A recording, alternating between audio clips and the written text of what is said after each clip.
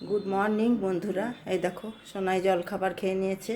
ঘুম থেকে আজকে সকাল সকাল উঠে গেছে, জলখাবার খেয়ে বসে আছে। এবার আমরা ব্রেকফাস্ট করব। জলখাবার বানিয়েছি, ওর বাবা স্নান করতে গেছে, খাবার রেডি করেছি। আমার একটু খেতে দেরি আছে, স্নান হয়নি এখনও, স্নান টান করে খাবো। এই দেখো আজকের ব্রেকফাস্ট হয়েছে দুটো পরোটা, আলু ভাজা, দুটো নাড়ু আর খেজুর। এই করেছি আজকের ব্রেকফাস্ট। কারণ গরম তো খুব একটা নেই, বেশ ঠান্ডা ঠান্ডা ওয়েদার, এখন খাওয়া চলছে। তারপরে তো মুড়ি পান্তা ভাত এগুলো চলবে যখন খুব গরম পড়ে যাবে। ঠিক আছে, তোমাদের কি ব্রেকফাস্ট হলো? তোমরাও সব ব্রেকফাস্ট করো। সোনাইয়ের খাওয়া হয়ে গেছে। এবার আমি সব খানিকটা দুপুরের আয়োজন করতে শুরু করেছি, সবজি মবজি কাটা মাটা। এবারে সব রান্না বান্না সারি, জলখাবার করে দিলাম।